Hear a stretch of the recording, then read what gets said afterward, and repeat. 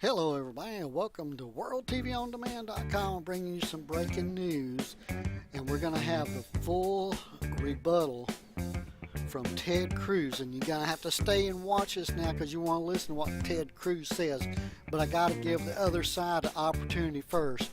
So listen to this right now, and we're going to listen to it together, and you're not going to believe it. Stay with me now. Stay with me. Do not click off this video.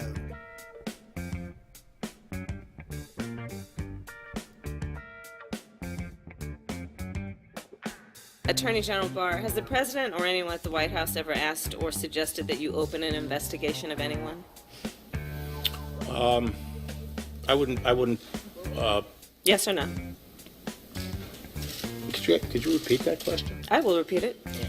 Has the President or anyone at the White House ever asked or suggested that you open an investigation of anyone? Yes or no, please, sir? The President or anybody else?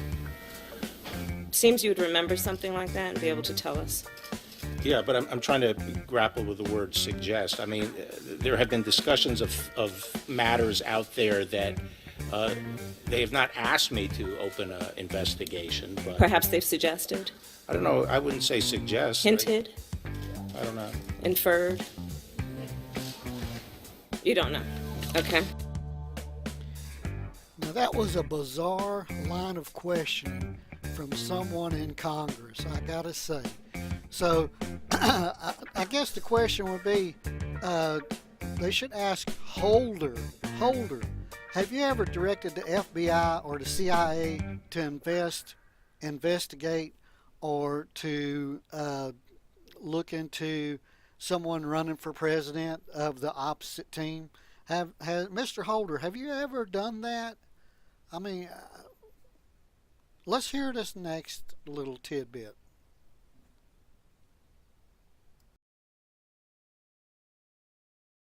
Speaking of particular individuals who are involved, I have to say, I've listened to this testimony all day today, and to me, maybe the most shocking thing I've heard is this. Chairman read it earlier. August 26th, 2016. This is a text message from Peter Strzok, a top counterintelligence investigator who we now know helped launch this counter spy investigation of the President of the United States.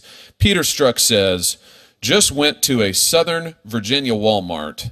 I could smell the Trump support. Smell is capitalized. Just went to a Southern Virginia Walmart. I could smell the Trump support.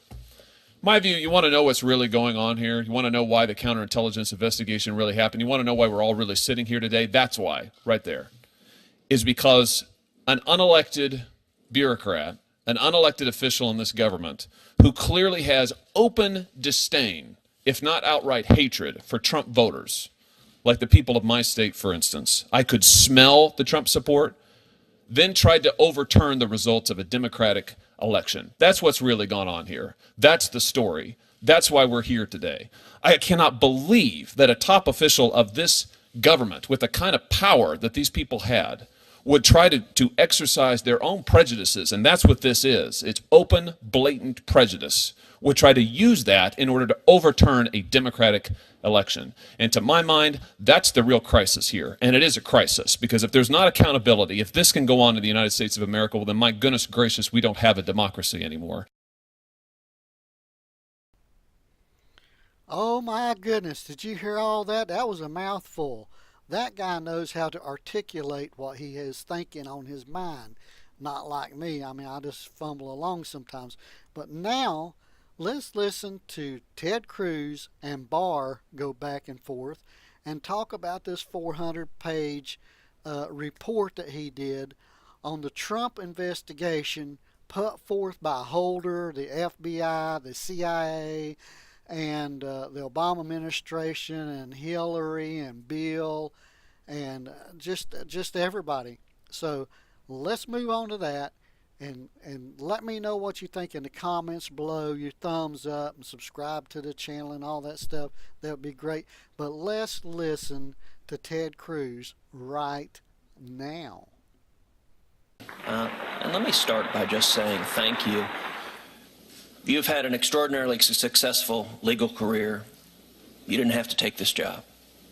and you stepped forward and answered the call yet again, knowing full well that you would be subject to the kind of slanderous treatment, the Kavanaugh treatment, that we have seen of senators impugning your integrity. And I, for one, am grateful that you answered that call and are leading the Department of Justice both with integrity and fidelity to law. That is what the nation rightly expects of our Attorney General, and I believe you are performing that very ably. I think this hearing today has been quite revealing to anyone watching it, although perhaps not for the reasons some of the Democratic senators intended. One thing that's revealing in the discussion and questions that came up, a word that occurred almost none at all, is the word Russia.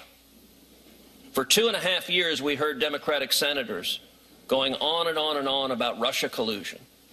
We heard journalists going on and on and on about Russia collusion, alleging, among other things, some using extreme rhetoric, calling the president a traitor.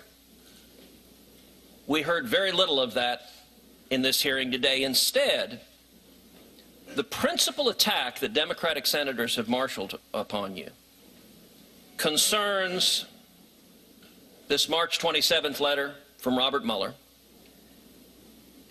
And it's an attack that I want people to understand just how revealing it is. If this is their whole argument, they ain't got nothing. So their argument is as follows, and let me see if I understand it correctly. You initially, when you received the Mueller report, released to Congress and the public a 4-page summary of the conclusions. Then on March 27th, Mr. Mueller asked you to release an additional 19 pages, the introduction and summary that he had drafted. And indeed, in the letter, what he says is, quote, I am requesting that you provide these materials to Congress and authorize their public release at this time. And the reason he says it is that to fully capture the context, nature, and substance of the office's work and conclusion. So you did not release those 19 pages at that time. Instead, a couple of weeks later, you released 448 pages, the entire report, which includes those 19 pages. Do I have that timeline correct? That's right. So their entire argument is, General Barr, you suppressed the 19 pages that are entirely public, that we have, that we can read, that they know every word of it. And their complaint is it was delayed a few weeks. And that was because of your decision not to release the report piecemeal, but rather to release those 19 pages along with the entire 448 pages produced by the special counsel. Yes. If that is their argument, I have to say that is an exceptionally weak argument. Because if you're hiding something, I'll tell you right now, General Barr, you're doing a very lousy job of hiding it. Because the thing that they're suggesting you hid, you released to Congress and the American people. And so if anyone wants to know what's in those 19 pages that are being so breathlessly, oh, Bob Mueller said release the 19 pages. You did. You did it a couple of weeks later. But we can read every word of the 19 pages along with the full report. In your judgment, was the Mueller report thorough? Yes. Did they expend enormous time, energy, and resources investigating and producing that report? Yes. And the Mueller report concluded flat out on the question of Russian collusion, the evidence did not support criminal charges. That's right.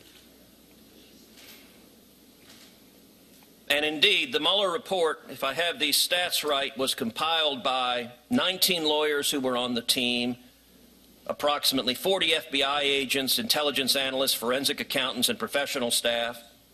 The special counsel issued more than 2,800 subpoenas, nearly 500 search warrants, more than 230 orders for communication records, almost 50 orders authorizing the use of pen registers, 13 requests to foreign government for evidence, and interviewed approximately 500 witnesses. Is that correct? That's right.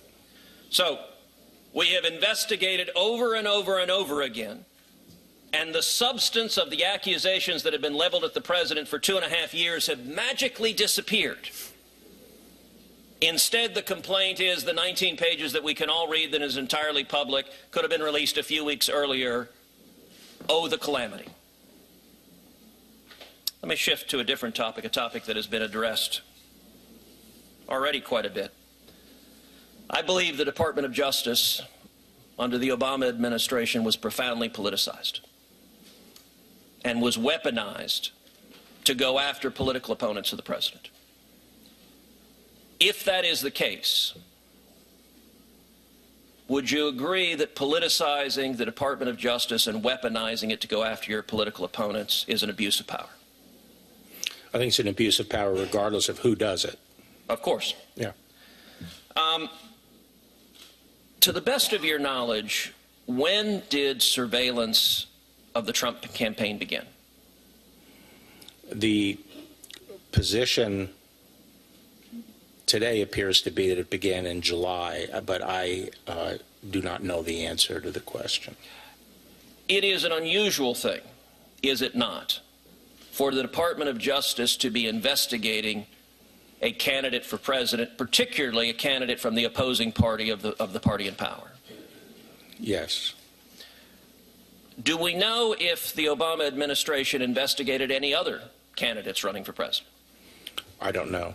Do we know if they wiretapped any other? I guess they were investigating Hillary Clinton for the email thing. Do we know if there were wiretaps? I don't know. Do we know if there were efforts to send investigators in wearing a wire? I don't know. So, General Barr, I would urge, you have had remarkable transparency. You promised this committee you would with regard to the Mueller report. You promised this committee and the American people you would release the Mueller report publicly. You have released the report. Anyone can read it. It's right here. I appreciate that transparency. I would ask you to bring the same transparency to this line of questioning about whether and the extent to which the previous administration politicized the Department of Justice, targeted their political rivals, and used law enforcement and intelligence assets to surveil them improperly. Now that right there, my friend, is some breaking news. If he gets his way, if Ted Cruz gets his way, and Barr does start an investigation into what happened when Obama and Hillary and Biden, which is running for president now, and the FBI and the CIA, if all those people were involved in trying to win the election unfairly by spying, I'm going to say it right now, spying, wiretapping, and surveilling their opponents and politically, it is just outrageous. It's egregious. It's pathetic. I don't even know enough words to say what it is. But I know one word, it's wrong. It was definitely wrong. So anyway, this is Harold with WorldTVOnDemand.com. Thanks for putting up with me and watching my videos and listening to me.